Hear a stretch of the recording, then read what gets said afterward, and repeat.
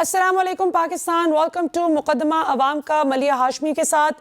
ناظرین، بات کریں گے آج کے ہاٹ ایشوز پہ۔ اس وقت پاکستان میں سب سے بڑا مسئلہ تو اگرچہ میڈیا پر بھی ڈسکشنز جو نظر آتی ہیں گھر گھر میں ہو رہی ہیں، وہ تو الیکشن کے حوالے سے ہو رہی ہیں، کیونکہ پاکستان کے تمام میجر سٹیک ہولڈرز انکلوڈنگ عوام، جو سب سے بڑی سٹیک ہولڈر ہے جس کو سب سے زیادہ اگنور کیا جاتا رہا آج تک، وہ یہی سمجھتے ہیں کہ پاکستان کے 3 بنیادی مسائل ہیں: سیاسی، معاشی اور سیکیورٹی کے اعتبار سے۔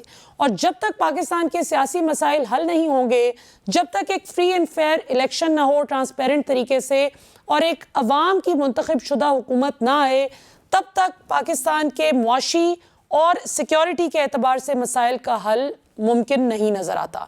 آج پروگرام کے پہلے حصے میں ہمیں جوائن کر رہے ہیں جی پاکستان کے مایہ ناز صحافی اور تجزیہ نگار امیر عباس صاحب، جو کہ اپنے نام کی طرح بہت دبنگ ہیں، دلیر ہیں، بڑا زبردست تجزیہ کرتے ہیں ماشاءاللہ۔ ان سے ذرا پوچھتے ہیں کہ مہنگائی آج 42% بڑھ چکی ہے پہلے کی نسبت، اور جہاں دیکھیں انسٹیبلٹی نظر آتی ہے، ایکسپورٹ کا کوئی حال نہیں رہا، غربت بڑھ رہی ہے، اور سیاسی جماعتیں آپس میں ایک دوسرے کے ساتھ مل بیٹھ کر مسائل حل کرنے کی بجائے عدالتوں کا رخ کر رہی ہیں، اور یہاں تک کہ پاکستان کے سابق وزیر اعظم شاہد خاقان عباسی صاحب نے تو پاکستان کے موجودہ سیاسی نظام پر سے اپنا اعتماد ہی اٹھ جانے کا عندیہ دے دیا ہے کہ یہ نظام ہی انکیپیبل ہے مسائل کے حل کا۔ امیر عباس صاحب، آپ کو کیا صورتحال نظر آتی ہے؟ اسحاق ڈار صاحب کے آتے ہی ڈالر پہ جو وار ہوا تھا اس کا کیا بنا؟ بہت شکریہ جی۔ ایک تو یہ جو آپ مہنگائی کی بات کر رہی ہیں، آج مجھے پی ایم ایل این کے ایک بہت اسٹالورٹ ہے، ان کی کال آئی، نام جاری بات ہے میں نہیں بتا سکتا، بہت مایہ ناز اور بڑی نامور شخصیت ہے۔ انہوں نے کہا کہ 50 سال پہلے اتنی مہنگائی تھی پاکستان میں، ہم نے 50 سالہ مہنگائی کا ریکارڈ توڑ دیا۔ یہ کوئی اپوزیشن سے یا کوئی صحافی یا یہ کوئی کسی anti P M L N شخص کی کال نہیں تھی، یہ پی ایم ایل این کے ایک اہم رکن کی کال آئی۔ آپ اس وقت چلے میرے ساتھ پارلیمنٹ لاجز، میں آپ کو اس پارلیمنٹ میں بیٹھے ہوئے سٹنگ ایم این اے سینیٹرز کی زبانی سنواؤں گا کہ یار پھنس گئے ہیں، پاکستان سے باہر نکل جانا چاہیے۔ اچھا، اس ملک کا برسر اقتدار طبقہ سوچ رہا ہے کہ اپنے بچوں کو باہر کے شفٹ کرتے ہیں، مجبوریاں وہی ڈوبل نیشنلٹی، لیکن بھاگنا چاہتے ہیں وہ بھی۔ تو سوچیں جو عام آدمی ہے جو 15, 20, 25, 30 ہزار روپیہ ماہانہ کماتا ہے، اور جس کے گھر پہ 4, 5, 6 لوگ ہیں، گھر پہ بوڑھے بیمار ماں باپ ہیں، اس کے اوپر کیا بیت رہی ہوگی؟ آپ نے یہ حال کر دیا ملک کا کہ آپ ملک کو افراتفری اور نفسا نفسی کے عالم میں لے کر چلے گئے۔ میں ڈر رہا ہوں اس وقت سے کہ جب ملک میں فساد اور بلوے شروع ہو جائیں، خدا نخواستہ لوگ ایک دوسرے کے اوپر جھپٹنا شروع ہو جائیں۔ بھائی جب آپ کسی کو گوشت نہیں کھانے کو دیں گے، وہ کیا کرے گا؟ وہ انسان کو کھائے گا نا۔ اسی طرح معاشروں میں انسان وحشی اور درندے بنتے ہیں جب ان کو حقوق نہیں ملتے، اور جو معیشت ہے وہ میرا فنڈامنٹل رائٹ ہے، یہ پریولیج نہیں ہے میرے پاس، یہ میرا بنیادی حق ہے کہ ریاست مجھے رہنے کے لیے، میرے روزمرہ کے اخراجات کے لیے وسائل مہیا کرے۔ یہ ریاست کے اوپر لازم ہے، یہ اوبلیگیشن ہے ریاست کی، یہ پریولیج نہیں ہے کہ ہاں ٹھیک ہے دے دیا ان کو تو دے دیا، کھا لیں گے، نہیں دیا تو 4 دن بھوکے رہ لیں گے۔ نہیں، ریاست نے ارینج کرنا ہے یہ سب کچھ۔ صحیح۔ آج جو لوگوں کی حالت انہوں نے کر دی ہے، چائنا کدھر ہے؟ وہ چائنا سے جو ڈالروں کی بارش ہو رہی تھی 10.5 مہینوں میں، وہ کہاں ہے؟ سعودی عرب جس نے ابابیل بھیجنے تھے اور ان ابابیلوں سے اس نے یہاں ڈالر، ریال اور درہم پھینکنے تھے، وہ کہاں ہے؟ یو اے ای جس کے ساتھ یہ جکیاں ڈالتے تھے اور اس کا بادشاہ یہاں آیا، وہ وہاں سے اس نے شکار کیا، شکار کر کے وہ باہر یہاں اسلام آباد میں چھٹی دے دی، پوری سڑکیں اب جناب وہ آلن و سالن مرحبا مرحبا برادر فلانا ڈمکانا، کدھر گیا وہ بھائی؟ کہاں گیا پیسہ؟ امیر عباس صاحب، مریم نواز صاحبہ نے بھی ریسنٹلی سلیم صافی صاحب کو انٹرویو دیتے ہوئے کہا کہ اسحاق ڈار کے حوالے سے جو اتنی تنقید کی جاتی ہے کہ یہ IMF کی بات نہیں سن رہے تھے اور ڈیلے کر دیا انہوں نے، جو بڑی ایک تنقید ماہرین معیشت کی جانب سے بھی آئی ڈار صاحب پر کہ اگر یہ بر وقت IMF کے ساتھ ذرا عقل مندی کے ساتھ نیگوشیٹ کر لیتے تو شاید اتنی کڑی شرائط کا سامنا نہ کرنا پڑتا، جس پر مریم نواز کہتی ہیں کہ یہ کوئی آپ اس کو تنقید کے زمرے میں کیوں لاتے ہیں؟ یہ تو کریڈٹ ہے اسحاق ڈار کا کہ وہ اپنے لوگوں پر بوجھ نہیں ڈالنا چاہتے تھے، وہ اڑے رہے. آپ اس کو کس طرح دیکھتے ہیں؟ جی میں اس کو اس طرح دیکھتا ہوں کہ پھر اگر یہ کریڈٹ آپ اسحاق ڈار کو دے رہے ہیں تو پھر یہ کریڈٹ آپ اسد عمر کو بھی دیں. اسد عمر بھی جب عمران خان کا فائنانس منسٹر بنا تو وہ بھی تو ڈٹ گیا تھا نا کہ میں نہیں جاؤں گا IMF کے پاس، 9 مہینے میں نہیں جاؤں گا IMF کے پاس، میں نہیں بوجھ ڈالوں گا اپنی قوم کے اوپر. انہوں نے کیا کیا؟ ہنٹر مارے انہوں نے اسد عمر کو، ایسی کی تیسی، نالائق ہے، نکما ہے، IMF کے پاس نہیں جا رہا، یہ ہے وہ. ایک اصول بنا لینا آپ. اگر یہ مریم بی بی کا یہ اصول سر آنکھوں پر، لیکن یہ آپ کی بہن کے سسر کے لیے اور قانون ہو، اصول ہو، اور آپ کے سیاسی مخالف کے لیے کوئی اور اصول ہو، تو یہ منافقت تو ہو سکتی ہے، یہ اصول نہیں ہو سکتا. اصول تو پھر سب کے اوپر لاگو ہونا چاہیے نا، کہ جس نے بھی IMF کو رجسٹ کیا پھر وہ سارے قابل تعریف ہیں، اگر اسحاق ڈار قابل تعریف. لیکن آپ کے پاس کچھ ایسا ہے ہی نہیں ہے کہ آپ IMF کے پاس نہ جائیں. آپ کو جانا ہے IMF کے پاس. ایکسپورٹس آپ کچھ نہیں کرتے، انڈیجنس انڈسٹری آپ کے پاس نہیں ہے، ہائی ٹیک انڈسٹری آپ کے پاس نہیں ہے، ریمیٹنس آپ کی ایک لمیٹڈ ہے جس سے آپ ملک کو چلاتے ہیں. جو آپ کی انڈسٹری ہے وہ کمپٹیٹو نہیں ہے دنیا کے ساتھ. آپ کی پروڈکشن کاسٹ بہت زیادہ ہو چکی ہوئی. معیشت آپ کی اسی وجہ سے مشکل سے پھنس کے ایسے رگڑ کے چل رہی ہے. اس میں جب آپ IMF کے پاس نہیں جاتے تو پھر آپ معیشت چلا نہیں سکتے، آپ کو جانا پڑتا ہے. بالکل اسٹرکچرل جانے کو کوئی تیار نہیں ہے. بالکل صحیح. کرنے کا تو کوئی مقصد نہیں بنتا اس میں. اچھا یہ امیر عباس صاحب، یہ اسٹرکچرل ریفارمز تو تب آئیں گی نا کہ جب یہ IMF بھی، آپ کو پتہ ہے عمران خان صاحب کی بھی بات ہوتی رہی کہ تمام سٹیک ہولڈرز کو آن بورڈ لایا جائے، کیونکہ کسی بھی انٹرم سیٹ اپ پر بھی وہ یقین نہیں رکھتے. اور ابھی جو موجودہ فیڈرل سسٹم ہے، یہ جتنا بھی کولیشن گورنمنٹ کا ایک چوں کا مربع جسے آپ کہا جائے، کہ یہ ایک دوسرے کی شکلیں دیکھنا پسند نہیں کرتے تھے سیاستدان. ابھی بھی پرائیویٹلی ایک دوسرے کے خلاف بات کرتے ہیں، لیکن سیاسی مجبوریوں کے تحت اکٹھے بیٹھے ہیں. IMF بھی بہت اچھے سے سمجھتا ہے، وہ بھی ان پہ یقین کرنے کے لیے تیار نہیں. سو یہ بتائیے کہ الیکشن آپ کو کب ہوتا ہوا نظر آتا ہے کہ ان ساری پارٹیز میں سے جو بھی کوئی ایک جیت کے آ جائے، کوئی سٹیبلٹی تو آئے ملک میں؟ 90 دن میں آپ کو ہوتے ہوئے نظر آ رہے ہیں الیکشن؟ دیکھیں 90 دن میں ایک تو یہ کہ قانون کے اور آئین کے تحت میرا خیال ہے کم از کم 45 دن چاہیے ہوتے ہیں الیکشن کمیشن کو. یہ تو میکسیمم 90 دن کا ٹائم آئین میں دیا گیا نا. لیکن 45 دن سے اگر کم ہو تو پھر الیکشن نہیں ہو سکتا. صحیح. یہ بھی شاید بات ہو. تو 45 دن تو چاہیے. اب میرا خیال ہے کہ ہم 45 دن سے کہ بالکل بارڈر لائن پہ پہنچ، یا شاید 40 تو ہو گئے.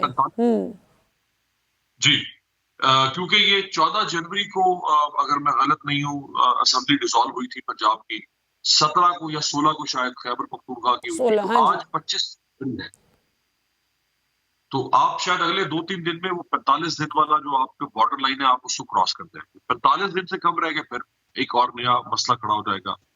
بہرحال سپریم کورٹ کے اوپر ہمیں تو امید ہے کہ وہ کانسٹیٹیوشن کو اپ ہولڈ کرے گی. یہ کسی کی ذاتی خواہش کا معاملہ نہیں ہے. یہ آج جو پیپلز پارٹی بہت بڑی کانسٹیٹیوشنلسٹ پارٹی بنتی ہے، اسی پیپلز پارٹی نے یہ آئین بنایا تھا نا. جب اس کو اپنے مفاد کے لیے آئین استعمال کرنا ہوتا ہے تو یہ آئین ساز پارٹی بن جاتی ہے. جب اس کو کسی دوسرے کے مفاد میں آئین جاتا ہوا نظر آتا ہے تو اس کو آئین شوز بننا شروع ہو جاتے ہیں. تو آپ اگر آئین کے ساتھ کھڑے ہیں اور کانسٹیٹیوشنلسٹ ہیں تو پھر کانسٹیٹیوشنلسٹ ہے نا، پھر آئین جس کے ساتھ بھی جائے گا جانے دیں، اس کو کیا تکلیف ہو رہی ہے آپ کو. سپریم کورٹ سے آخری امید ہے، کیونکہ انہوں نے تو جو یہ پنگ پونگ بنایا ہوا تھا، ہائی کورٹ نے پیسہ دے دیا، گورنر اٹھا کے گیند پھینکتا ہے الیکشن کمیشن کو، الیکشن کمیشن چھکا مارتا ہے گورنر کو، گورنر ڈال دیتا ہے موشن نقوی کے اوپر، موشن نقوی ڈال دیتا ہے کسی پہ. یہ تو ایک عجیب کھلواڑ ہو رہا تھا. تو سپریم کورٹ نے بر وقت فیصلہ کیا اور اب چونکہ 2 ہیئرنگز ہوئی ہیں لیکن اصل ہیئرنگ تو پیر سے شروع ہوگی. ایگزیکٹلی امیر عباس صاحب آپ نے بالکل درست نشاندہی کی کہ ہم آپ تو جرت بھی نہیں کر سکتے اور کرنا چاہیں گی بھی نہیں، کیونکہ ہمارے ریاستی اداروں میں بیٹھے ہوئے لوگوں سے ہی اداروں کی تکریم بھی ہے. کئی رویوں پر ضرور اعتراض ہو سکتا ہے، کئی چیزوں پہ اختلاف ہو سکتا ہے، اس اختلاف رائے کے اظہار کا بڑا مہذب انداز ہونا چاہیے، جو کہ انفارچونیٹلی نہیں اپنایا گیا. اور 3 دن ہو گئے، کوئی کنٹیمپٹ کا نوٹس بھی نہیں دیکھنے کو ملا اور کوئی ناراضگی نہیں دیکھنے کو ملی، جو کسی چھوٹی معمولی بات پر ہم نے ماضی میں ریسنٹ پاسٹ میں دیکھا کہ کچھ لوگوں کے خلاف فوری طور پر ناراضگی کا بھی اظہار ہو جاتا ہے. تو یہ ایسی ڈسکرپنسی ہے جو عوام کو بھی ذرا بدل کرتی ہے کہ کیا طاقتور لوگ قانون سے ماورا ہیں، وہ قانون کو بالائے طاق رکھ کے جو مرضی تضحیق کرتے رہیں اداروں کی، کیا ان کو کوئی پوچھنے والا نہیں؟ تو یہ بڑی ایک انٹرسٹنگ ڈسکشن ناظرین آپ نے دیکھی اس سیگمنٹ میں. امیر عباس صاحب آپ کا ہمیں جوائن کرنے کے لیے بہت بہت شکریہ. ناظرین اگلے سیگمنٹ میں ہمارے ساتھ ہوں گے جی ایڈوکیٹ اظہر صدیق صاحب، جو کہ سپریم کورٹ کے مایہ ناز وکیل ہیں، ماہر قانون ہیں.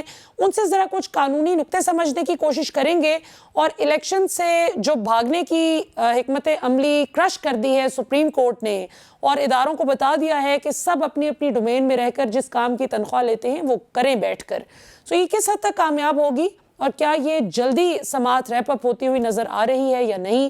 اس پر بریک کے بعد بات کرتے ہیں. See you after short break.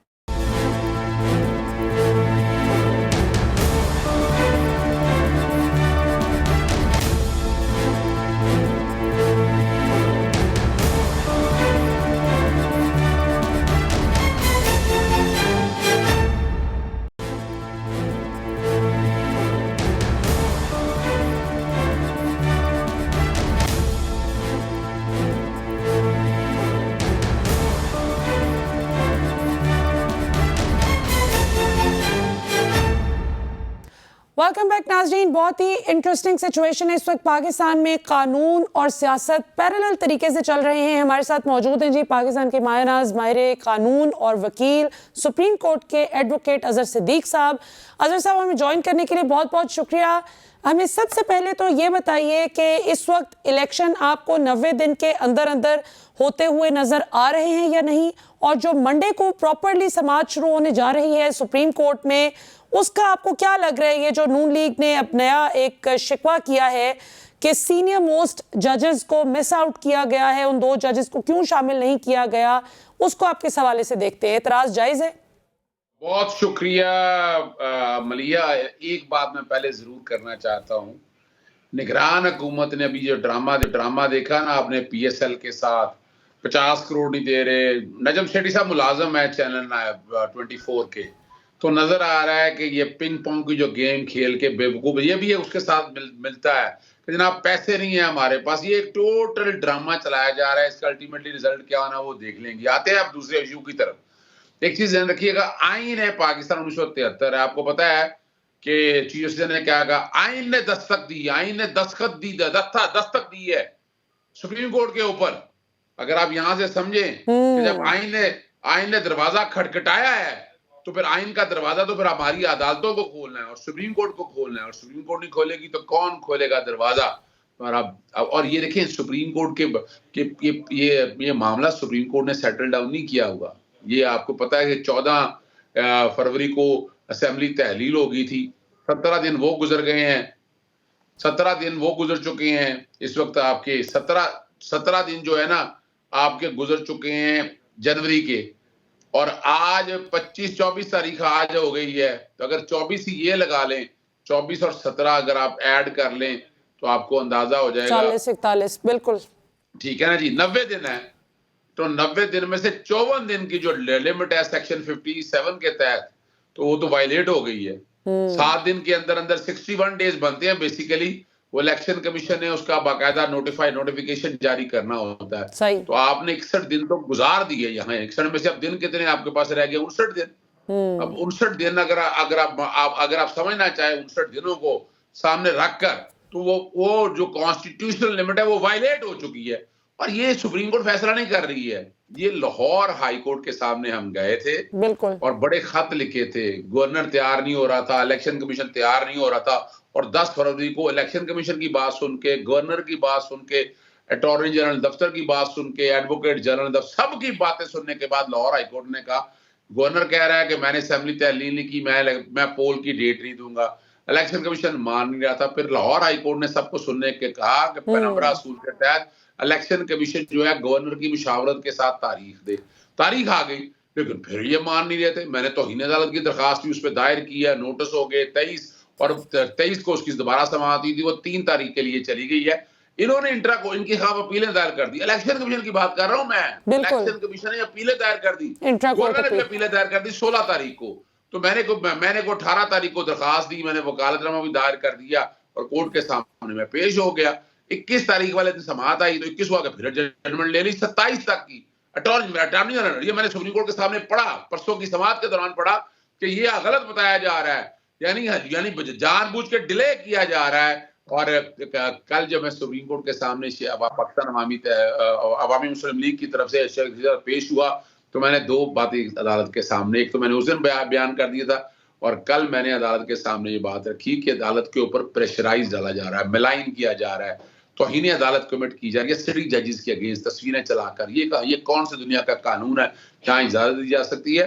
اور یہ بات یہی نہیں رک رہی ہے. میں اس کو ذرا تھوڑا سا ملا کے سم اپ کر کے آپ کے سامنے رکھتا ہوں. سپریم ہائی کورٹ نے فیصلہ دے دیا, ڈیلے کر رہے تھے. آج سپریم کورٹ نے یہی کہا کہ معاملہ ڈیلے ہو رہا ہے, آئین نے دستخط کیا کہ 90 دن کے اندر اندر الیکشن ہو رہے ہیں. اور اب جب وہ سارا آئینی طور پر سامنے آ گیا تو ایک عجیب سی بات ہے, وہاں وہ ایک نوٹ آیا, وہ نوٹ پڑھنا شروع کر دیا صاحب کا. اب دیکھیں نا کمال کی بات, یہ بڑی تکلیف دہ بات ہے. ویری سیزنڈ, ذرا سمجھائیں ہمیں کہ فاروق ایش نائک صاحب کے پاس آئینی اور قانونی طور پر وہ نوٹ کیسے آ سکتا ہے جب وہ ابھی فیصلے کا حصہ ہی نہیں بنا؟ آپ کو یاد ہوگا جسٹس قاضی فائز صاحب کے جب خلاف ریفرنس جب وہ خط لکھنے شروع کیے تو وہ خط پہلے میڈیا میں آ جاتے تھے اور بعد میں وہاں پہنچتے تھے. ریفرنس فائل ہوا اس وقت صرف اس کام کے اوپر, اور ریفرنس سنا بھی گیا. تو یہاں بھی اگر دیکھا جائے تو میں جو کہ جمال مندوخیل صاحب, جسٹس جمال, ویری انٹیلیجنٹ مین, ویری سوبر مین. اب شاید ان کو بھی پتا نہ ہو کہ یہ کیسے نکلا ہے, نکالنے والے کون تھے, لیکن آ گیا, سوشل میڈیا پہ پھرتا رہا. اور جب وہ پڑھا سامنے شروع کیا تو حیرانگی ہوئی سپریم کورٹ کو, عمر صاحب بندیال صاحب کو, یہ آپ کے پاس آیا, یہ تو ہمارے آرڈر کا حصہ بننا تھا. پھر سکی ہوئی ان کو. اور یہ ساری کمال کی بات ہے, سینئر ججز عدالتوں پہ الزام لگا رہے ہیں. انہیں تو اپنا جوڈیشری کو ڈیفینڈ کرنا چاہیے. مان لیا پولیٹیشین ہے آپ اپنی جگہ پر, لیکن یہ ساری تاریخ اگر آپ سمیٹ کر دیکھیں نا, لارجر بینچ ہونا چاہیے, یہ جج ہونا چاہیے, یہ جج یا وہ جج جو کہتا ہے یہ توہین عدالت کے ضمن میں آتا ہے. لارجر بینچ ہونا چاہیے, نہیں ہونا چاہیے. جسٹس قاضی فائز کے کیس میں یہ اصول طے ہو گئے ہیں کہ chief justice master of the roster ہے, اور اس سٹیج کے اوپر اگر کوئی لارجر بینچ بنایا جاتا ہے, کوئی جج ڈالے جاتے ہیں یا نکالے جاتے ہیں, تو یہ ثابت ہو جائے گا کہ یہ پریشرائز ہو چکا ہے, یہ نظر آ جائے گا. تو میں نہیں. اور دوسری جو بات ہے کہ وہاں 2 جج صاحبان, اگر بات سیاسی کرنا چاہ رہے ہیں تو 2 جج صاحبان نے کہا کہ جناب اسمبلی تحلیل غلط ہوئی ہے. اب یہ وہ معاملہ ہے ہی نہیں کورٹ کے سامنے. اگر اسمبلی تحلیل غلط ہوئی تو سیاسی جماعتیں آتی, روکا ہے انہیں, آج دائر کر دیتی درخواستیں تو انہوں نے کسی نے دائر نہیں کی ہیں. تو یہ اگر بات بھی اگر دیکھا جائے تو اب چونکہ فیصلہ کر چکی ہے لاہور ہائی کورٹ, ہماری عدالت کو کوئی فل کورٹ کی ضرورت نہیں ہے. فل کورٹ بنا کے سارا کام رک جائے گا, ساری چیزیں رک جائیں گی. اچھا اظہر صدیق صاحب, یہ تو ابھی جو عدالت میں بالکل یہ سوال اٹھایا گیا کہ یہ بھی دیکھنا ہے ابھی کہ یہ از خود نوٹس بھی لیا جا سکتا تھا یا نہیں, اور اسمبلی کی تحلیل ہو بھی سکتی تھی یا نہیں. تو یہ بڑا انٹرسٹنگ ہوگا اب دیکھنا کہ جب عدالت اس چیز پہ غور کرے گی کہ از خود نوٹس بھی ہو سکتا تھا یا نہیں. اس کو آپ کس طرح دیکھتے ہیں؟ دیکھیں, ایک بات تو ہمیں سب کو سمجھ آنی چاہیے کہ از خود نوٹس تو اس لیے بنتا ہے, اگر دیکھا جائے تو از خود نوٹس تو اس لیے بنتا ہے کہ ڈیلے ہو رہا ہے. بالکل, لاہور ہائی کورٹ سے ڈیٹ لے کے جا رہے ہیں, 90 دن ختم ہو رہے ہیں, تو کس نے کرنا ہے؟ کسٹوڈین جو ہیں چیف جسٹس پی این بھاگوتی ہیں انڈین سپریم کورٹ کے, وہ کہتے ہیں یہ ڈیوٹی ہے عدالتوں کی آئین کا نفاذ کرنا. تو اگر ایسے وقت نہیں گزرا جا سکتا. اور سو موٹو نوٹر اس لیے بنتا ہے کہ اتنی چیزیں ریکارڈ کے اوپر آ چکی ہیں. میں نے تو اس دن کہا تھا کہ لاہور ہائی کورٹ کا ریکارڈ منگا لیں, آپ کو توہین عدالت کمٹ کرنے کے اتنے ثبوت مل جائیں گے وہاں تک. اور ویسے بھی 2 کانسٹیٹیوشن پٹیشن دائر ہو چکی ہیں, اسلام آباد ہائی کورٹ پر دائر کی ہے اور 2 اسپیکروں نے دائر کی ہوئی ہے. تو وہ درخواست کی عدالت کے سامنے میں سو موٹو لیتے ہیں یا نہیں لیتی ہیں عدالتیں, عدالت کے سامنے معاملہ آ گیا ہے، سو موٹو لیبری اور سو موٹو استحقاق ہے عدالت کا، وہ چیف جسٹس کا استحقاق ہے، اس کو کویسچن مینٹینیبلٹی بھی آپ بات کہہ سکتے ہیں کہ بنتا ہے یا نہیں بنتا، وہ آپ بحث کریں، وہ کانسٹیٹیوشن پٹیشن بھی اب نہ آئی ہوتی نا کانسٹیٹیوشن پٹیشن تو صورتحال کچھ مختلف ہوتی ہے. اب چونکہ بات ہے سو موٹو بھی آ گیا، کانسٹیٹیوشن پٹیشن بھی آ گئی ہیں، اور آپ کو یاد ہونا چاہیے رات کے 12 بجے جب ووٹ آف نو کانفیڈنس والا آیا تھا تو پھر کیا مصیبت، پھر تو جواب دینے کے لیے ہے ان کے پاس باتیں، یہ ان میں وہی ججز ہیں، وہی قاسم سوری صاحب کی جو ججمنٹ اڑائی تھی آرٹیکل 5 والی، وہ یہی تھے. اور دیکھیں نا ان میں یعنی یہ 9 بینچ تو نہیں تھا لیکن 4 ججز تو وہی ہیں اس میں، وہی تھے بالکل. وہ 3 تاریخ سے لے کر 7 تاریخ تک یعنی 4 دنوں میں فیصلہ ہو گیا تھا. تو یہ بھی 3 سے 4 دنوں میں فیصلہ ہو سکتا ہے. میں ایکسپیکٹ کرتا ہوں کہ جمعے والے دن اپنا بدھ والے دن تو جمعرات والے دن، جمعرات نے جمعے والے، اس سے لمبا کیس ہے ہی نہیں یہ والا. بالکل ٹھیک. اظہر صدیق صاحب آپ کا ہمیں جوائن کرنے کے لیے بہت بہت شکریہ. ناظرین آپ نے اظہر صدیق صاحب کی قانونی طور پر بڑی ماہرانہ گفتگو سنی، اور بات تو یہی ہے کہ گورنر صاحب اپنا کام کرنے کے لیے تیار نہیں ہیں. الیکشن کمیشن گورنر کی کورٹ میں بال پھینکتے ہیں، اور جب پریزیڈنٹ صاحب نے ذمہ داری کا مظاہرہ کرتے ہوئے اپنا آئینی اختیار استعمال کیا تو اس کو اب وہ تمام لوگ چیلنج کر رہے ہیں جو آئینی معذوری پیش کر اور ایکسکیوزز دے کر کہ ہم آئینی طور پر یہ کرنے کے لیے باؤنڈ نہیں ہیں، کچھ اس معاملے کو ڈیلے کر رہے تھے. بہرحال دیکھتے ہیں آنے والے دنوں میں کیا ہوتا ہے. انشاءاللہ اگلا ہفتہ بہت ڈیسائسو ہوگا اس حوالے سے. اب ہم ایک شارٹ بریک پہ جائیں گے، بریک کے بعد واپس آئیں گے تو ہمارے ساتھ موجود ہوں گے پاکستان کی جو اسٹریٹجک معاملات ہیں، پاکستان کے فارن افیئرز پہ سب سے زیادہ دبنگ تجزیہ کرنے والے سینیٹر مشاہد حسین سید صاحب، جو کہ پاکستان کے دنیا بھر کے ساتھ تعلقات کو بڑی آبجیکٹیو لینس کے ساتھ دیکھتے ہیں. تو ذرا آبجیکٹیوٹی سے بھرپور گفتگو ہوگی اگلے سیگمنٹ میں. Stay tuned, see you after short break.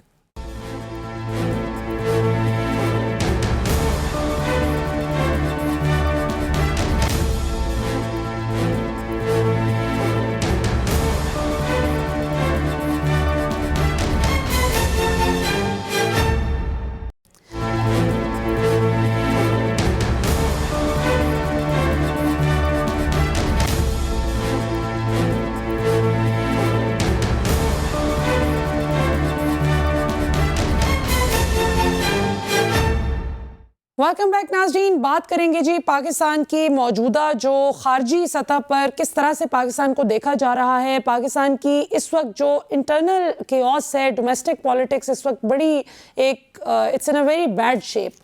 تو اس کا پاکستان کے اوور آل ڈپلومیٹک ٹائز پر کیا فرق پڑ رہا ہے، دنیا ہمیں کس طرح سے پرسیو کر رہی ہے، اس پر گفتگو کرنے کے لیے ہمیں جوائن کیے جی سینیٹر مشاہد حسین سید صاحب نے. کسی تعارف کے محتاج نہیں، پاکستان کی بڑی زبردست افیکٹو ریپرزنٹیشن بھی کرتے ہیں ماشاءاللہ، اور پاکستان میں رہتے ہوئے بھی جتنے سیمینارز ہوتے ہیں پاکستان کو ریپرزینٹ کرنا ہوتا ہے، موقف دینا ہوتا ہے in the most effective diplomatic way possible. Senator صاحب دیتے ہیں. سینیٹر صاحب ہمارے لیے وقت نکالنے کا بہت بہت شکریہ. سب سے پہلے تو یہ بتائیے کہ آپ پاکستان کی موجودہ سیاسی صورتحال کو کیسے دیکھ رہے ہیں؟ السلام علیکم جی ملیہ صاحبہ اور آپ کے ویوز کو میری طرف سے بہت السلام علیکم. بہت شکریہ. وعلیکم السلام. میرے خیال میں پوری قوم کی طرح یہ ایک میں بھی بڑا مایوس ہوں گو کہ ہم اس سسٹم کا حصہ ہیں کہ جو سیاسی صورتحال ہے وہ اس قسم کی ہے کہ محاذرائی ہے، تضاد ہے، تقسیم ہے، تصادم ہے، اور جو مسئلے ہیں بڑے بڑے پاکستان کے، بلکہ اب مسئلے نہیں اب بحران ہو گئے ہیں. معیشت کا بحران ہے، دہشت گردی کا بحران ہے، اور سیاسی جو بحران ہے کہ ہم بنیادی فیصلے خود نہیں کر سکتے. خود سے مراد جو پولیٹیکل فورسز ہے، چاہے حزب اختلاف ہو یا حزب اقتدار ہو، تو اب وہ یا کیس کورٹ پر جا رہا ہے یا اور نئی قسم کی چپکلش ہو رہی ہے. تو ایک مایوس کن صورتحال ہے، اور لوگ بھی یہ پھر بدل ہو رہے ہیں کہ یہ کیا ہے. قیادت کا مطلب ہوتا ہے، قائدین کا مطلب ہوتا ہے کہ وہ قیادت فراہم کرے، اور قیادت کا مطلب ہوتا ہے کہ آپ اپنی ذاتی، فروئی، پارٹی وابستگیوں سے بالاتر ہو کے فیصلے کریں، پاکستان کی بات کریں، پاکستان کی عوام کی بات کریں، جو اس وقت نہیں ہو رہا. بالکل صحیح. اچھا سینیٹر صاحب، ابھی ریسنٹلی خواجہ آصف صاحب نے بیان دیا کہ پاکستان دیوالیہ ہو نہیں رہا، دیوالیہ ہو چکا ہے. تو آپ چونکہ پاکستان میں سب سے زیادہ ڈپلومیٹک کمیونٹی کے ساتھ ویل کنیکٹڈ ہیں اور آپ ذرا گلوبل لینس سے بھی پاکستان کو دیکھتے ہیں، تو یہ بتائیے کہ اس سٹیٹمنٹ کا پاکستان کی خارجی سطح پر کس طرح سے اثر ہوا ہے؟ دیکھیں جی، بات یہ ہے کہ لوگ تو ناراض ہوتے ہیں، لیکن بیسیکلی بات تو انہوں نے یہ کی تھی کہ جس حد تک ہم رہ گئی یہ بات کہ وہ ہم ڈیفالٹ کے ارد گرد ہی گھوم رہے ہیں یا اس کے قریب تر ہیں. اور آپ دیکھ لیں کہ ہمارا ایک درینہ دوست ہے عوامی جمہوریہ چین، انہوں نے $700 ملین دیے، تو ہم نے اللہ تعالیٰ کا شکر ادا کیا ہے. ڈار صاحب نے ٹویٹ کیا الحمدللہ، شکر ایک لائف لائن مل گئی ہے. تو حالات تو واقعی بہت بلیک کہہ لیں، بہت مایوس کن کہہ لیں کے قریب پہنچ چکے ہیں. تو لیکن اس کا کوئی ایسا جو ہمارے دوست ہیں یا ہمارے ہیں IMF کی اگریمنٹ پر اس کا کوئی اثر نہیں ہوگا. لیکن I think it was basically more or less a statement of fact. ٹھیک ہے. اچھا، اب تھوڑی سی US اور چائنا پہ بھی بات کر لیتے ہیں. سینیٹر صاحب کہ خان صاحب نے بھی ابھی ریسنٹلی اپنا جو بیانیہ ہے اس کو ذرا کھل کر ایکسپلین کیا اور کہا کہ وہ جو سازش ہوئی تھی وہ بیسیکلی امریکہ نے خود نہیں کی تھی، وہ تو ادھر سے جنرل ریٹائرڈ باجوہ صاحب نے ایکسپورٹ کی تھی اور پھر وہاں سے کوک اپ ہوئی اور پھر ایک دھمکی آمیز مراسلہ آیا. آپ اس کو کس طرح سے دیکھتے ہیں؟ کیا پی ٹی آئی کے بیانیے میں آپ کو شفٹ لگ رہی ہے کہ اب ان کو سمجھ آ گئی ہے کہ اگر اقتدار چاہیے تو امریکہ بہادر کو ناراض نہیں کرنا، یا پھر آپ کو لگتا ہے کہ واقعی جو بات کی جا رہی ہے وہی حقیقت ہے اور اب سمجھ آئیے پی ٹی آئی کو؟ میرے خیال میں اب ان کی صلح ہو گئی ہے امریکہ کے ساتھ، اور دونوں طرف سے انہوں نے وہ گلے شکوے کرنے کے بعد، رونا دھونا کرنے کے بعد دونوں نے آپ کہہ دیا کہ ہاں جی ہم آپ سے we can do business with each other. تو امریکہ بھی یہ چاہتا ہے اور خان صاحب بھی یہی چاہتے ہیں، اور انہوں نے تو لابنگ فرم بھی ہائر کی ہے. پھر ان کے لیڈرشپ جا کے پچھلے دنوں امریکن ایمبیسی ملی بھی ہے ان کے، تو وہ ان کی صلح صفائی ہو گئی ہے. تو نظریہ دیکھیں جی، امریکہ بھی ہو تو وہ بھی خارجہ پالیسی نظریہ ضرورت پر ہوتی ہے. ان کو پاکستان کی ضرورت ہے، پاکستان اہم ملک ہے اور پاکستان کے اندر ایک پی ٹی آئی ایک اہم سیاسی قوت ہے، تو وہ چاہتے ہیں سب سے تعلقات روابط رکھیں. تو انہوں نے بھی کہا کہ چلو اب آگے چلے، ماضی کی بات بھول جائیں. تو ان کی اب صلح صفائی ہو گئی ہے، معاملہ ٹھیک ہو گیا ہے. لڑائی معاف کرو، اللہ کا گھر صاف کرو. بالکل. اچھا، لیکن آپ کو نہیں لگتا سینیٹر صاحب ریپبلکنز کا تو ویسے ہی تھوڑا سا گوشہ ہمدردی ہے خان صاحب کے لیے؟ ابھی ٹرمپ کی واپس آمد ہے، آپ کو کیا لگ رہا ہے امریکہ میں؟ دیکھیں جی، ایک بات بڑی، میں بھی امریکہ ریسنٹلی گیا بھی تھا کانفرنس کے لیے. میں تو عمران خان صاحب جو ہیں وہ اینٹی امریکن نہیں، وہ اینٹی بائیڈن ہے. ان کا ایشو بائیڈن ایڈمنسٹریشن سے تھا، کیونکہ بائیڈن ایڈمنسٹریشن سے ان کا کوئی نہ رابطہ ہوا نہ کوئی بات ہوئی. ایشو ان کا بائیڈن کے ساتھ تھا. ٹرمپ جو تھا بائیڈن سے پہلے، جو بائیڈن کے پریڈیسیسر تھا، پریزیڈنٹ ٹرمپ تو بڑا ان کے ساتھ یاری دوستی گپ شپ، اس نے کہا یہ Khan is a fantastic guy, he's a great friend of America and we like him and so forth. ان کا تو بڑا آپس میں بڑا اچھا چل رہا ہے سارا سلسلہ. تو وہ کوئی ایسا ایشو نہیں ہے ان کا. تو ایز سچ میرے خیال میں اور بھی لوگ کچھ انتظار کریں کہ ریپبلکنز، امید تو یہ ہے اور خیال تو یہی ہے، شنید تو یہی ہے کہ بائیڈن کی will be a one term president, اور نیکسٹ ٹرم میں ریپبلکنز ہی آئیں گے، چاہے وہ ٹرمپ ہو یا کوئی اور ہو. جی بالکل.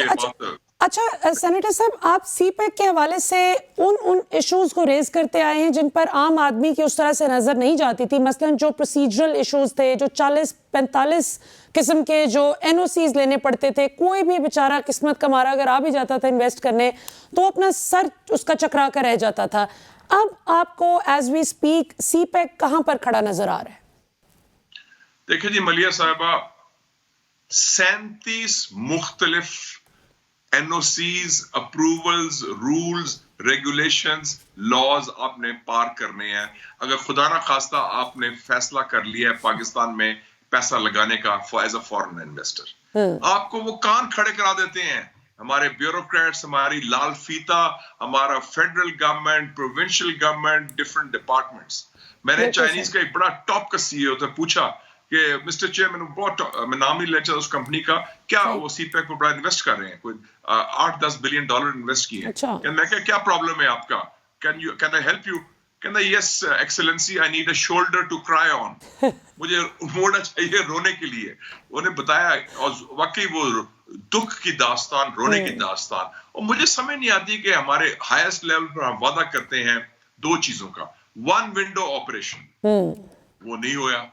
دوسرا ہم وعدہ کرتے ہیں فول پروف سیکیورٹی, وہ بھی نہیں ہوئی. یہ کیا نالائق, کیا راکٹ سائنس ہے کہ ہمارے پاس 2 ڈویژنز بنائی ہیں ہم نے, ماشاءاللہ 6 لاکھ کی فوج ہے, ایٹمی قوت ہے, انٹیلیجنس ایجنسیز ہیں, ہم یہ کام کیوں نہیں کر سکتے؟ ہم اپنی روایتی نالائکی سے کیوں نہیں نکلتے؟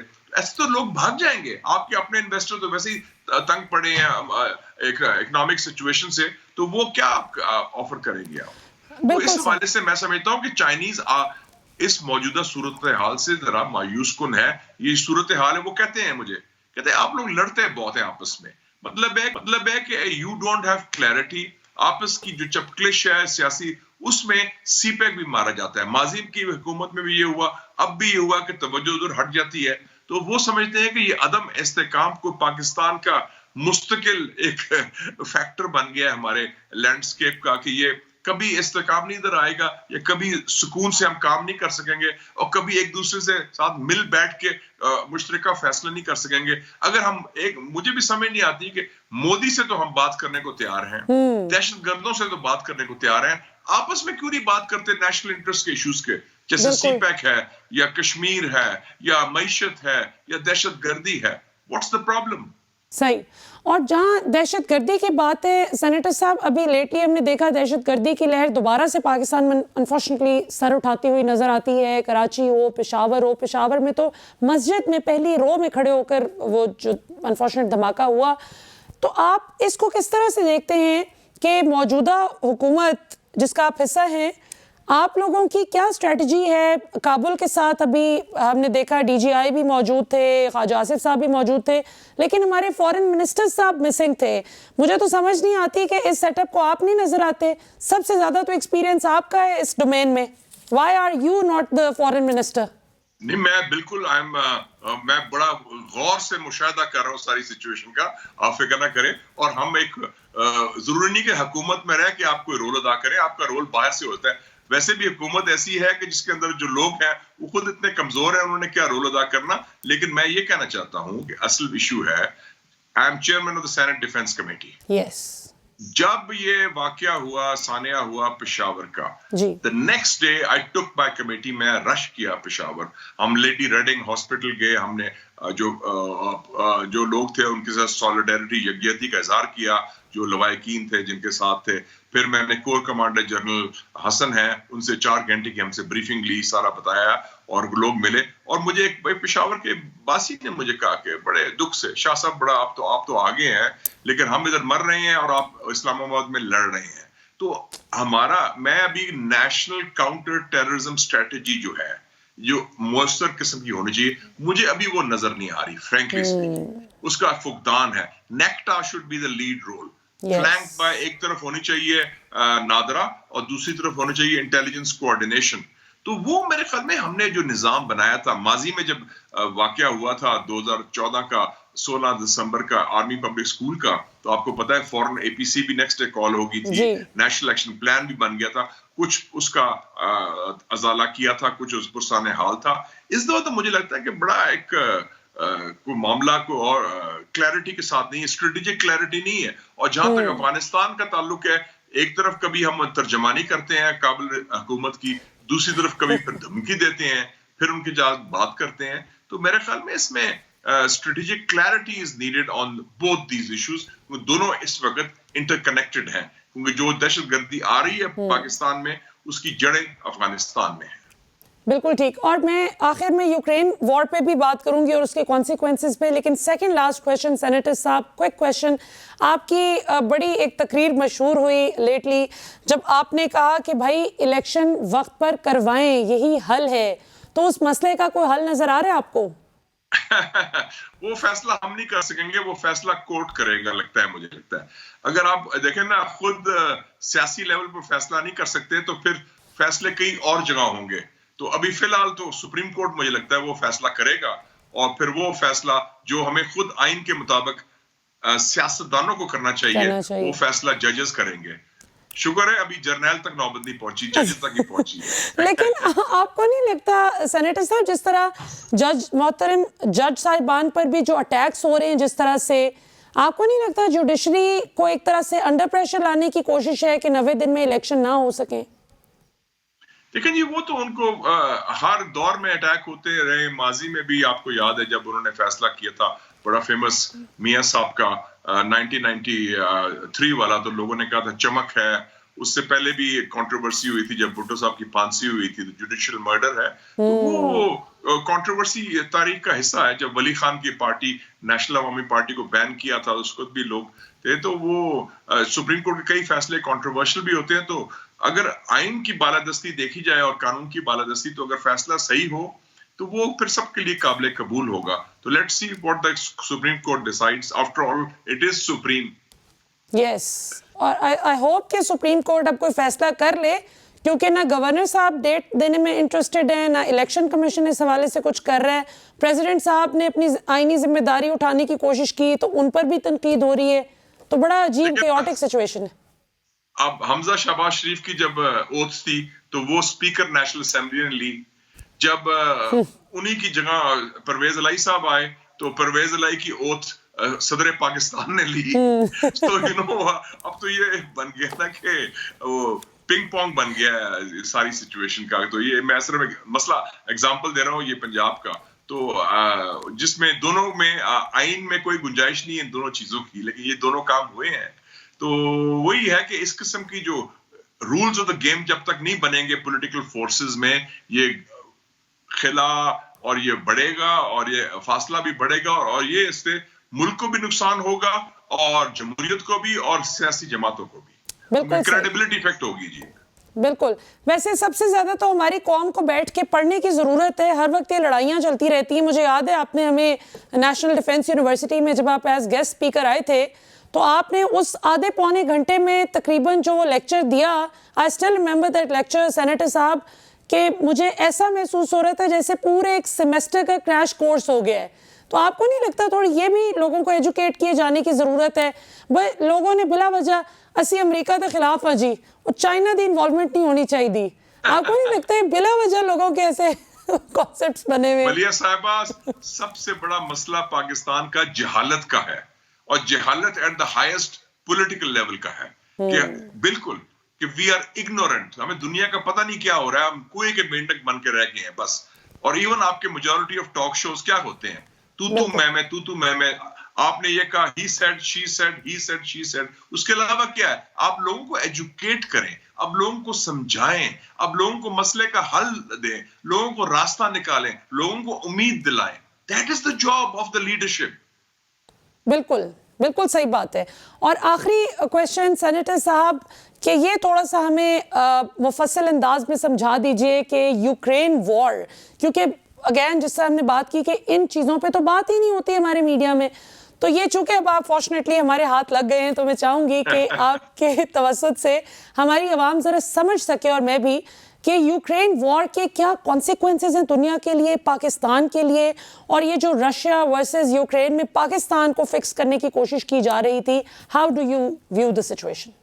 देखिए जी, यूक्रेन वॉर के बड़े दूरस्थ नतायज हैं। एक तो कोल्ड वॉर शुरू कर दी है यूरोप में उसकी वजह से, और नेटो और अमेरिका वो रूस के और पुतिन के खिलाफ हो गया है, लेकिन उसके एक मुस्बत नतायज भी हैं। ये मैं समझता हूँ जो ग्लोबल नॉर्थ है, जो शुमाल कहते हैं, व्हिच इज द वेस्ट, और ग्लोबल साउथ जो तीसरी दुनिया जो हम लोग हैं, इसमें पहली दफा एक स्ट्रेटेजिक स्पेस मिल गई है और ज्यादा फ्रीडम ऑफ एक्शन है। मसलन देखें, परसों यूनाइटेड नेशंस जनरल असेंबली में वोट हुआ यूक्रेन पर, पाकिस्तान, हिंदुस्तान, चीन ने एब्सटेन किया। पहली दफा 25 सालों में एक ग्लोबल इशू पर Pakistan, India and China have the same position. Sri Lanka ने भी वही पोजीशन ली, बांग्लादेश ने ली। तो ये मैं समझ रहा हूँ कि, और यूएई, सऊदी अरेबिया भी और तरफ चले गए हैं। सदर शी जिनपिंग चीन के सऊदी अरेबिया जा रहे हैं, और यूएई, सऊदी अरेबिया अमेरिका की बात नहीं मान रहे तेल पर। तो दुनिया काफी तब्दील हो रही है, और इससे मेरे ख्याल में जो मुस्लिम मिडिल पावर्स हैं like Pakistan, Saudi Arabia, Iran, तुर्की, उनको मौका मिलेगा कि अपनी आजादाना और ऑटोनमस फॉरेन पॉलिसी को आगे बढ़ाने में और अपने मफादात का तहफ़्फ़ुज़ करने में। کیونکہ اس وقت جو کولڈ وار شروع ہوئی ہے 3 کیمپ تو بن چکے ہیں, US اینڈ ویسٹ کا ہے, چائنا رشیا ہے, اور یہ تھرڈ ورلڈ کے جو گلوبل ساؤتھ کے میجر ممالک ہیں جس میں ہم بھی شامل ہیں. تو اس پر ہمیں گہری نظر رکھنی چاہیے. اور ہم کون سے بلاک کے زیادہ قریب ہیں سینیٹر صاحب؟ ہم اس وقت اپنا ایک انڈیپینڈنٹ بلاک کا بھی حصہ ہے, لیکن ہماری زیادہ قربت, ہم چین کے خلاف کوئی اقدام نہیں اٹھا سکتے. یہ بھی very clear, this is the bottom line. جو مرضی ہو جائے, امریکہ سے جتنی مرضی آپ کے تعلقات ہوں, لیکن اگر امریکہ ہمیں کہے گا چین کے خلاف قدم اٹھاؤ, تو وہ ہندوستان کو, امریکہ نے 2 اسٹریٹجک فیصلے کیے ہیں کہ ہندوستان ان کا سب سے اسٹریٹجک حلیف ہے, بہترین دوست ہے اس خطے میں, اور چین ان کا ایک قسم کا دشمن ہے اور حریف ہے. تو ہم اس میں شامل نہیں ہو سکتے اس کیمپ میں جو ہمارے بنیادی مفادات جو ہیں اس خطے میں وہ چین سے منسلک ہیں. اور ابھی بھی دیکھیں, سب ہم رو رہے تھے پیسہ نہیں ہے, فورن ایکسچینج نہیں ہے, کہاں سے مدد آئی آپ کو؟ چائنا $700 ملین انہوں نے ٹھک دیے. ابھی باقی ممالک نے نہیں دیے جو بڑے امیر ممالک ہیں اور ہمارے دوست بھی ہیں ماشاءاللہ, مسلمان برادران بھی ہیں. تو اب we should be very clear, ہمارے مفادات کہاں ہیں, ہمارے علاقائی مقاصد کیا ہیں, اور اس کے مطابق ہم فیصلہ کریں. ہم کسی سے پنگا نہ لیں, لیکن ہم بھی we should have strategic clarity. اور یہ ماضی میں جو تھوڑی بہت غلطیاں ہوئی کہ ہم کہتے رہے کہ نہیں جی ہم یہ بھی کریں گے وہ بھی کریں گے, سب سے کریں گے, یہ نہیں کر سکتے. آپ اپنے انٹرسٹ کو پروٹیکٹ کرنا ہے, جس میں پاکستان اور پاکستان کے عوام مقدس ہیں. بالکل. اور آخر میں سینیٹر صاحب, بڑا پرٹیننٹ کویشچن ایک رہ گیا کہ اب ظاہر ہے اگلا الیکشن ہوگا تو یا عمران خان آئیں گے یا PDM جماعتوں میں سے کوئی ایک اپنی حکومت بنائے گی, مل کر اگر coalition government current setup کی طرح بنتی ہے, تو آپ کو ان دونوں میں سے زیادہ ویل پلیسڈ پرائیورٹیز کس کی نظر آتی ہیں خارجی سطح پر؟ میرے خیال میں خارجی اتنا فیکٹر نہیں ہوگا اس الیکشن میں, میرا نہیں خیال, اور ڈومیسٹک ہوگا. خارجی جو ہے, جو اگر جیت کر آتا ہے تو جیتنے کے بعد پاکستان کو بہتر طریقے سے فورن پالیسی کے اعتبار سے کون بہتر لیڈ کرنے کی پوزیشن میں آپ کو نظر آتا ہے؟ میرے خیال میں پاکستان کی جو فورن پالیسی کی بنیادیں ہیں وہ ایسی ہیں کہ وہ تبدیل نہیں ہو سکتی. دیکھیں نا, یوکرین پالیسی لوگ کہتے تھے کہ عمران خان کی یہ تھی کہ وہ روس گیا, وہ پالیسی اس کے جانے کے بعد بھی کنٹینیو ہو رہی ہے. سی پیک جو شروع کیا تھا ہمارے دور میں وہ بھی کنٹینیو ہونا پڑا. لیکن عمران خان بڑا لکی آدمی ہے میرے خیال میں, جب اس کی حکومت گئی تو اس کی مقبولیت بالکل زیرو تھی, اور اب تو اس کو تو شکریہ ادا کرنا چاہیے جنرل باجوہ کا کہ اس کی وجہ سے, وہ تبدیلی کی وجہ سے ان کو تو سیاسی فائدہ ہوا ہے, عمران خان کو اور ان کی پارٹی کو, اور ایک دم اتنی مقبولیت آ گئی ہے. یہ واقعی جنرل باجوہ نے ایکسپورٹ کی تھی سازش آپ کی نظر میں, یا یہ امریکہ سے دھمکیاں میز؟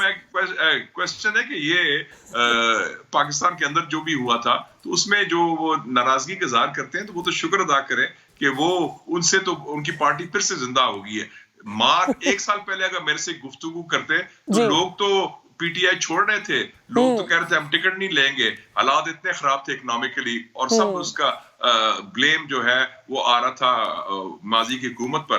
لیکن 10 اپریل کے بعد جب وہ نیا انہوں نے بیانیہ ہمارا مسلم لیگ نون کا لے لیا اور ڈیفائنس کا اور مظلومیت کا, تو وہ ساری سچویشن چینج ہوگی. کیونکہ پنجاب کے لوگ جو ہیں وہ کہتے ہیں کہ جو بندہ کھڑا ہو جائے اور جو مظلوم ہو تو ان کے ساتھ دیتے ہیں. تو ہی is very lucky that way. ان کو تو راس آئی, وہ کیا کہتے ہیں کبے کو لات راس ہی آئی. بالکل, کبے کو ٹانگ پڑی اور وہ سیدھا ہو گیا اور اس کو راس آ گئی. جی بالکل. تو آئی تھنک یہ انٹرسٹنگ چیز ہے کہ کوئی وہ انپریڈکٹیبل چیز ہوتی, کوئی لوگ سوچتے اور ہیں. وہ مجھے یاد آ گیا قرآن شریف میں ہے, وہ مکروا و مکر اللہ و اللہ الخیر الماکرین. انہوں نے منصوبہ بندی کی, اللہ تعالیٰ نے اپنی منصوبہ بندی کی, اور بے شک اللہ تعالیٰ بہترین منصوبہ بندی کرنے والا ہے. تو کئی فیصلے جو ہے نا ہم سوچ کے آتے ہیں, اسکرپٹ بنتی ہے کہ ہم یہ کریں گے, plan A, plan B, plan C, وہ سارے ختم ہو جاتے ہیں جب ایک لہر آتی ہے اور عوامی اوپینین اصل میں پیراماؤنٹ ہوتا ہے. یہ ہمیں تسلیم کرنا چاہیے. پبلک اوپینین از پیراماؤنٹ, اور عوام کا فیصلہ صحیح ہوتا ہے. بالکل. اور چاہے اسی وہ لیے بیلٹ باکس کے ہو یا اس سے پہلے ہو. اور اسی لیے شاید بیلٹ باکس تک جانے سے کافی ساری سیاسی جماعتیں گھبرا رہی ہیں. مجھے جنرل ضیاء یاد آ جاتے ہیں اس دور میں. آپ تو بہت شاید پیدا بھی نہیں ہوتی, چھوٹی تھی, میں اس کو ینگ جرنلسٹ آپ کی طرح, اس کو کوئی 20s میں تھا. تو جنرل ضیاء کہتے تھے 80s میں کہ جی الیکشن اس وقت ہوں گے جب مثبت نتائج آئیں گے. ان کا تھا کہ پیپلز پارٹی کو کیسے روکا جائے, کیونکہ بھٹو کو پھانسی دی تھی انہوں نے, تو ان کو پتا تھا کہ الیکشن ہوں گے تو پیپلز پارٹی سویپ کرے گی, تو اس کو روکنے کے لیے انہوں نے کہا الیکشن ہی نہ کراؤ, اور الیکشن پھر ان کی وفات کے بعد ہوئے, اور آپ کو پتا ہے اس کے رزلٹ میں وہی ہوا جو وہ ان کو خدشہ تھا, پیپلز پارٹی اقتدار میں واپس آ گئی. تو یہ مثبت نتائج کی جو بات ہے نا, یہ کوشش, یہ سوچ ابھی بھی ہے. اور میرے عزیز ہم وطنوں والی سچویشن آ سکتی ہے؟ دیکھیں جی, نومبر 29 سے پہلے تو آپ کے جو پچھلے جانے والے آرمی چیف تھے انہوں نے خود دھمکی دی تھی مارشل لاء کی, تو کوئی ایسی انوکھی بات نہیں ہے یہ, آپ کو یہ پتہ ہی ہے. پرائیویٹلی انہوں نے باقاعدہ دھمکی دی گئی تھی کہ یہ نہ ہوا تو یہ بھی مارشل لاء بھی لگ سکتا ہے. تو ہمارے ہاں تو اینی تھنگ کین ہیپن. اور ابھی اس کی کوئی لائکلیہڈ آپ کو لگ رہی ہے؟ نہیں, اس وقت تو کوئی نہیں ہے. بالکل ٹھیک ہو گیا. ابھی آپ کو میرے عزیز ہم وطنوں والی صورتحال آتی ہوئی نظر نہیں آ رہی. ٹھیک ہے, بالکل ٹھیک. Thank you very much senator Mushahid Hussain Syed صاحب. ناظرین, آپ نے سینیٹر صاحب سنی, یقیناً آپ کو ان کی انسائٹ فل انالیسس سے بہت کچھ سیکھنے کو ملا ہوگا, اور ہماری بھی یہ کوشش ہوتی ہے کہ کچھ اس طرح کی بات کی جائے جو تھوڑی C out of the box ہو, اور تھوڑا سا مسائل کو اور ان کے سلوشنز کی طرف جانے کی طرف ہم قدم بڑھائیں, نہ کہ تو میں آپس کی لڑائیاں. کیونکہ عام طور پر میڈیا میں ہم نے دیکھا انفارچونیٹلی ایک ٹرینڈ بن چکا ہے کہ ریٹنگ آتی ہے ہی سیڈ شی سیڈ والی بات سے, جو زیادہ تگڑا موقع لگا دے وہ زیادہ بڑا فاتح قرار پاتا ہے. لیکن میرا خیال ہے عوام اب لایانی بحث کے سلسلے سے تنگ آ چکی ہے. لوگ اب سلوشن چاہتے ہیں. خاص طور پہ جو سب سے زیادہ تکلیف دہ پہلو ہے وہ یہ کہ جب آپ کے گھر میں روٹی نہ ہو, جب آپ کے بچے بھوک سے بلک رہے ہوں, جب آپ اسکول فی پے نہ کر پا رہے ہوں, اور آپ نے چوز کرنا ہو کہ آج بچوں کو کھانا کھلانا ہے یا بجلی اور گیس کے بل ادا کرنے ہیں, بدترین لوڈ شیڈنگ کے باوجود اتنے زیادہ بلز آ جائیں, جب آپ نے یہ فیصلہ کرنا ہو کہ بچوں کی تعلیم کا سلسلہ منقطع کرنا ہے یا اس کو جاری رکھنا ہے, تو پھر لوگوں کو اس بات سے فرق نہیں پڑتا کہ کون سا سیاستدان کیا کہتا ہے, کون سا سیاستدان اپنی چمکتی ہوئی گاڑی میں جاتے ہوئے کون سا لارا لگاتا ہے عوام کو. لوگوں کو اب ایکشن چاہیے. Action speak louder than words, اور اب وہ وقت آ چکا ہے کہ اپنے اعمال سے ثابت کیا جائے کہ آپ واقعی پاکستان کے ساتھ سنسیئر ہیں. یہ کوئی طریقہ نہیں ہے کہ 83 لوگوں کی کابینہ بنا رکھیں آپ, اور اس کے بعد جب اتنا شور مچے تو آپ کہہ دیں کہ ہاں ٹھیک ہے ہم تنخواہ نہیں لیں گے, ہم مراعات نہیں لیں گے.